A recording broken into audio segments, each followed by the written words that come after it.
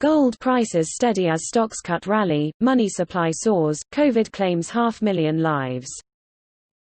Gold prices held steady Monday lunchtime in London as Western stock markets gave back an earlier rally after the number of confirmed cases of COVID-19 passing 10 million worldwide, with deaths topping 500,000, writes Atsuko Whitehouse at BullionVault. Gold-backed ETF investment funds grew for the 14th week in a row last week, while speculative betting on gold prices rising through the U.S. market of Comex futures and options expanded to its largest in 8 weeks. Spot gold prices today held flat at $1,770 per ounce, while the dollar index, a measure of the U.S. currency's value versus its major peers, slipped after 3 consecutive daily advances. Silver dipped 0.1% to $17.80 per ounce, while platinum edged up 0.6% to $816 per ounce.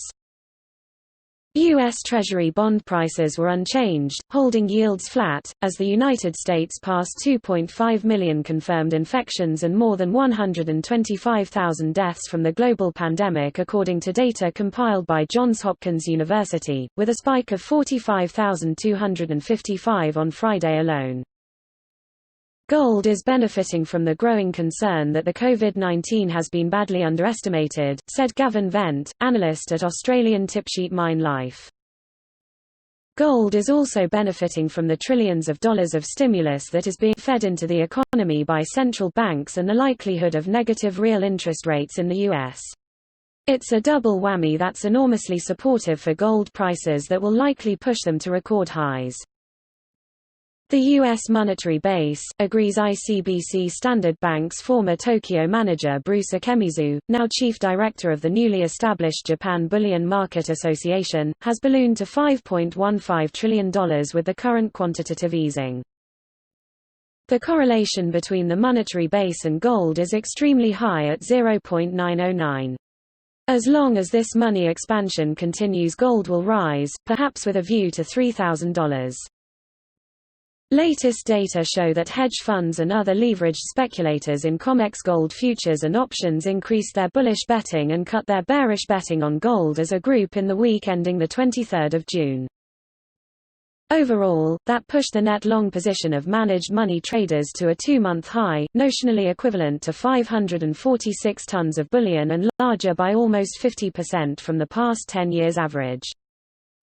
Including producers, refiners, bullion banks and other participants, the total number of Comex gold future and option contracts open across the market meantime rose back above 1 million, a fresh all-time record when reached in mid-2019, but a level not seen for 5 weeks. Gold-backed ETF trust funds also continue to expand last week, with both the SPDR Gold Trust and the iShares Gold ETF seeing net inflows. The GLD grew 0.3% on Friday to reach its largest size in terms of shares in issue in more than 7 years, while the cheaper IAU product also expanded by 0.3% to set a new record size. Monday found gold prices for European investors down 0.6% to €1,567 per ounce as European stocks advanced ahead of German Chancellor Angela Merkel and French President Emmanuel Macron meeting later in the day to discuss the European Union's proposed €750 billion $842 billion recovery fund. UK gold prices in pounds per ounce edged higher by 0.1% to £1,437 per ounce as sterling weakened on the currency market amid Prime Minister Boris Johnson promising a wave of infrastructure and skills investment, while the first in-person Brexit talks with the EU since March got underway in Brussels.